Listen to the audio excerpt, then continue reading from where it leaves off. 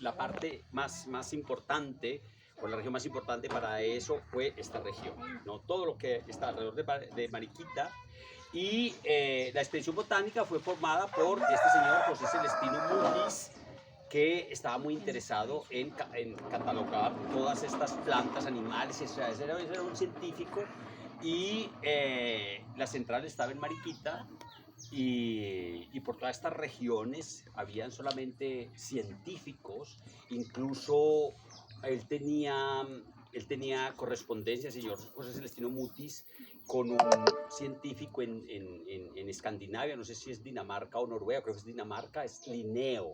El señor Linneo fue el que estableció unas pautas para la clasificación de las especies, que es válida hasta ahora, ¿no? Y este señor Linneo allá estaba tan maravillado con ese trabajo de José Celestino Mutis, especialmente es que era un trabajo, o sea, por todas estas montañas vivían científicos coleccionando y mirando todo insecto, toda ramita, todo animalito que ellos veían, y al final incluso tenía este señor 30 pintores, y hicieron un material, pero tan hermoso. Esto está ahora, desgraciadamente, en el Real Jardín Botánico de Madrid, porque eso estaba acá. Lo que pasa es que en 1816, recordemos que en 1810 es cuando es el grito de independencia, ¿no? El 20 de julio de 1810, y empieza pues toda esta revolución, pero luego viene Pablo Morillo a una reconquista, y es cuando asesina pues a algunos de ellos, como a uno de los científicos, que era un zoólogo, que era Jorge Tadeo Lozano. También también a Policarpa Salavarieta, a Alejo Sabaraín, bueno, los mata, y él se lleva todo ese material que se había hecho aquí en toda esta región, y que es súper valioso, no solamente desde el punto de vista científico, sino artístico, porque eran unos pintores, y estas cosas tienen como 38, son casi 6.000 láminas, y tienen como 38 por 50 y pico, o sea, son unas láminas grandes que fueron pintadas en todo este territorio, ¿no? Para mostrar la variedad y la riqueza, y todo fue aquí, ¿no? Santana, Las Lajas, eran en 1608, 1609, los propietarios de las minas de Mariquita le escriben al virrey. Todavía no era virrey, porque virreinato todavía no se había creado. Era la Real Audiencia de Santa Fe y el Reino de la Nueva Granada. Y el presidente, o sea, como decir, el presidente de Colombia en ese momento, era Juan de Borja, ¿sí? Ellos le escriben, estos mineros le escriben a don Juan de Borja, que también es muy interesante la idea. Ese apellido Borja está emparentado, viene de la línea principal de los Borgia. Bueno, Rodrigo Borja, quizás un paréntesis. Rodrigo Borja era un aristócrata español, ¿sí? Y este aristócrata era el conde de... Y este aristócrata llegó a ser papa, ¿no? Y cuando ellos son papas, toman otro nombre, y es Alejandro VI. Aunque era un papa, tenía muchos hijos.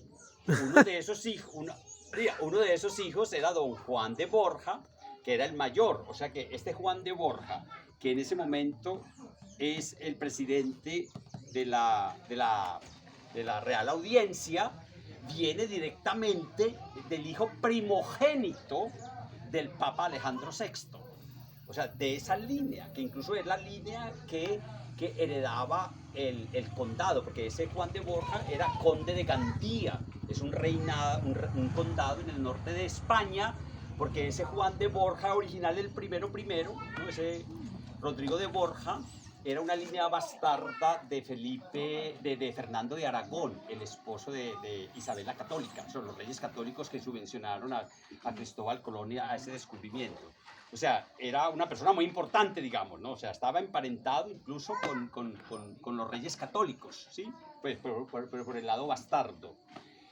Y otra, o sea, este papa, que se llama Alejandro VI, tiene unos hijos muy famosos. Una, por ejemplo, es Lucrecia Borgia. Lucrecia era muy bonita y el papa la vendía y la revendía a este duque y a aquel duque y quedaba viuda. Entonces se veía como el papa tenía influencia en esos condados, porque en ese momento Italia no era una república. Italia estaba dividida en ciudades-estados que eran Florencia, Mantua, Génova, Venecia, etc., ¿no? Y habían los estados pontificios.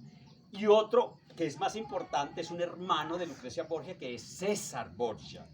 Ellos se cambian el apellido, ¿no? Borja por Borgia, para italianizar el apellido, pero el apellido original es Borja, porque ese Papa Alejandro VI se llama Rodrigo Borja, ¿no? Con J, ¿sí?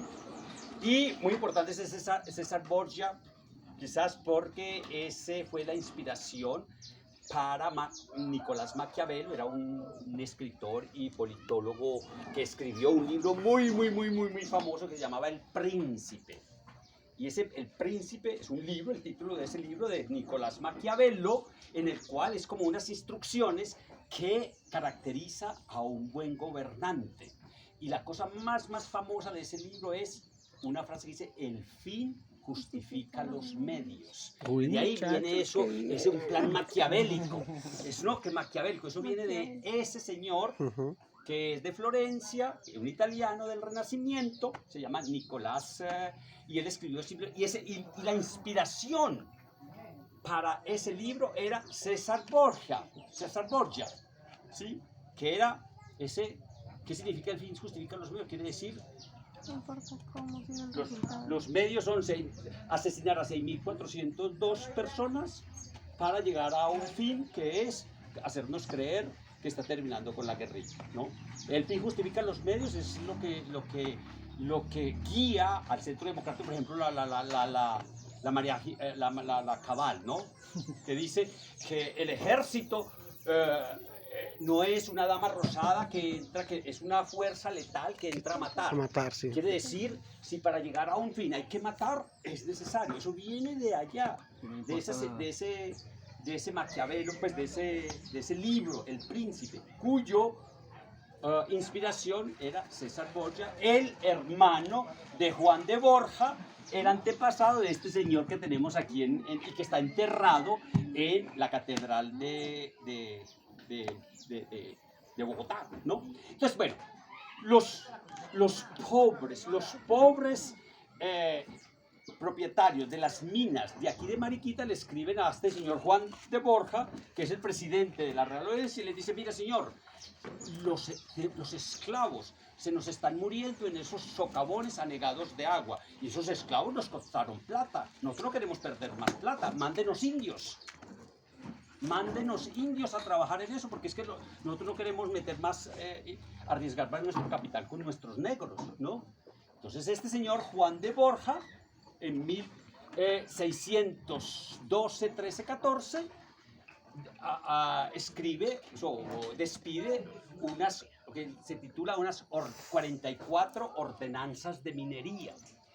Y esas leyes, esas ordenanzas, decía: todo indio entre 17 y 55 años se tiene que ir a trabajar un año a las minas de Las Lajas y Santana, que eran las más grandes. Por ejemplo, esta de la Santana necesitaba 800 indios, ¿sí?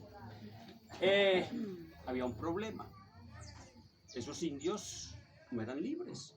Aquí tenemos, por ejemplo, en Moniquirá, tenemos un resguardo y un encomendador. ¿Qué era un encomendador? Cuando los españoles vinieron, cogieron y dividieron todo. Ok, usted como libró una batalla y lo vamos a premiar, a un español le vamos a dar una encomienda. Una encomienda es una hacienda muy grande, ¿no? Y a ustedes, indios, los vamos a poner allá al otro ladito. Eso va a ser un resguardo. Y como usted, señor encomendador, me le tiene que enseñar la religión católica a estos, ellos tienen que darle a ustedes un tributo a este señor. Por ejemplo, la encomienda de aquí de Moniquirá el encomendador se llamaba Don Francisco de Chinchilla. Él tenía en ese resguardo 150 familias. Y esas 150 cabezas o familias le tenían que tributar al año a este señor 100 monedas de oro de 18 quilates, 800 mantas de algodón y 300 de lana, 30 fanegadas de trigo, 8 fanegadas de maíz, 12 fanegadas de algodón, 3 fanegadas de centeno, etc. O sea, era gente que tenía que... ¿Pero qué pasa ahora? Que si me van a quitar los indios y me van a mandar para Mariquita a trabajar. Entonces, ¿quién me va a pagar a mí? No, Claro. no. Entonces, bueno, se pusieron de acuerdo en que, ok, los indios van a recibir un salario. Ese salario era de un tomín al día, más un granito de oro de 13 quilates cada 15 días, cosa que igual no se los pagaban. El 90% del salario de ese pobre indígena iba Otra vez para el encomendador, el 90%. Con el resto tenía que pagar. Porque es que bueno, si ya allí no había catequismo, entonces exactamente para Mariquita, para esas minas de Santana y Las Lajas, tenían que venirse también 2 curas doctrineros, ¿sí? Un cura doctrinero ganaba al año 350 pesos, de los cuales 50 pesos los tenía que pagar el indígena, ¿no?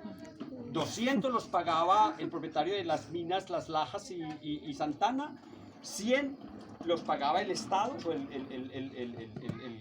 el virreinato, el rey, y 50 los indígenas. Bueno, de eso le sacaban eso, ¿no? También le sacaban lo que llamaba cirujanos y hospitales, que era como decir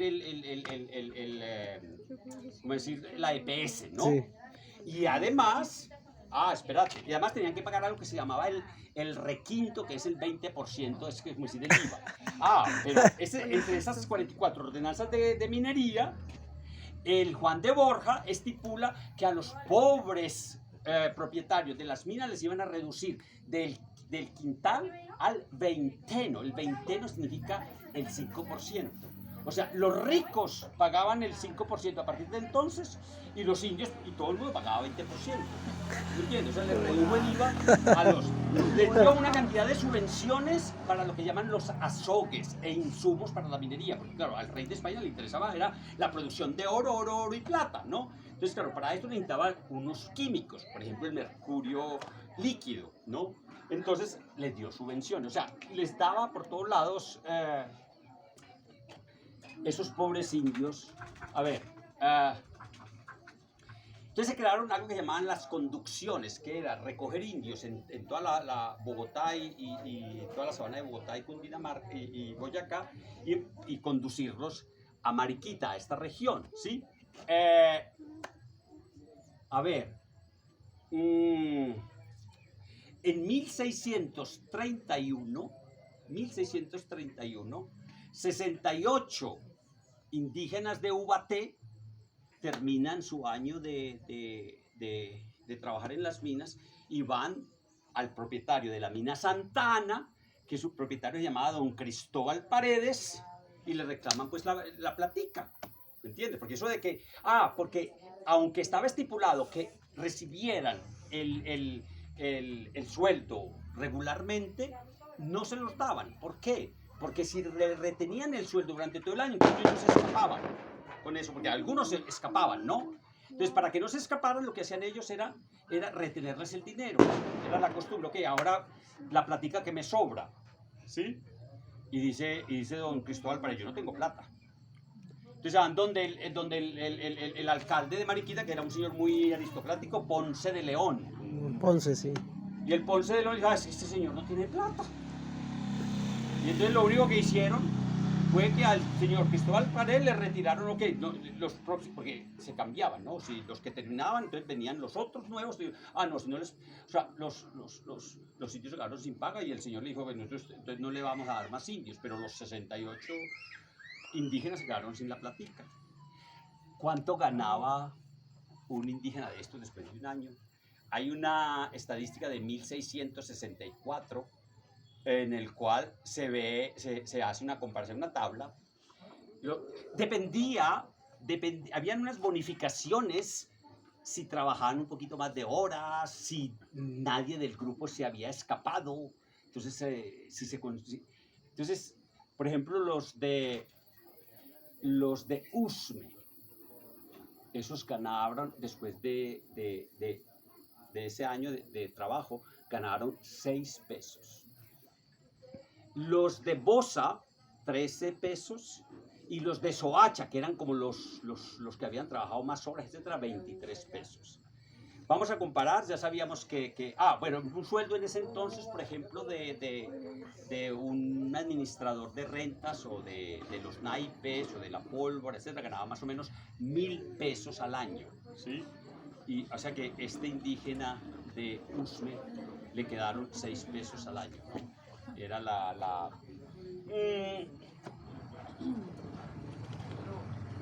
120 años, un poquito más de 120 años duró esas conducciones, o de que los indios tuvieran que venir allá.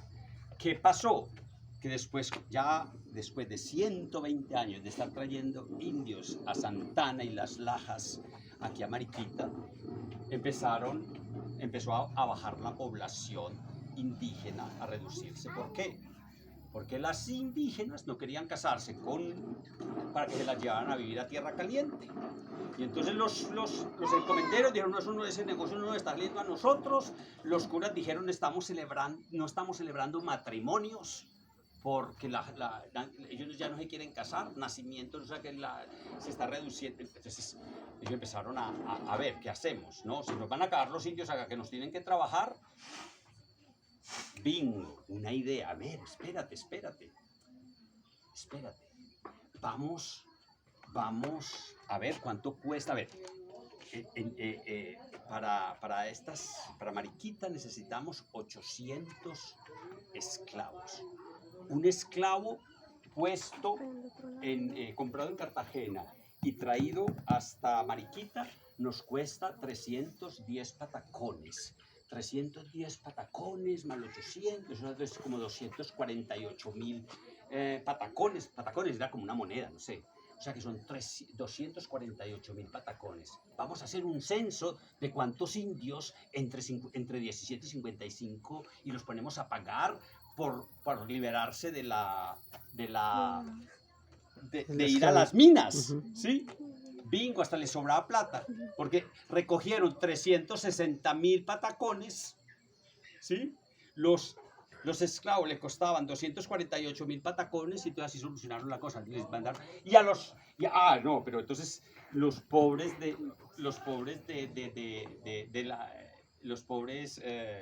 propietarios les decían, ok, y usted no nos tiene que pagar los esclavos ya. Le damos 6 años para que nos paguen los esclavos, 2 años sin tener que pagar y después de 2 años nos empiezan sin intereses ni nada. O sea, era negocio redondo. Claro. O sea, era bueno, no sé, o sea, para mí esta tierra pues es muy importante por esto de la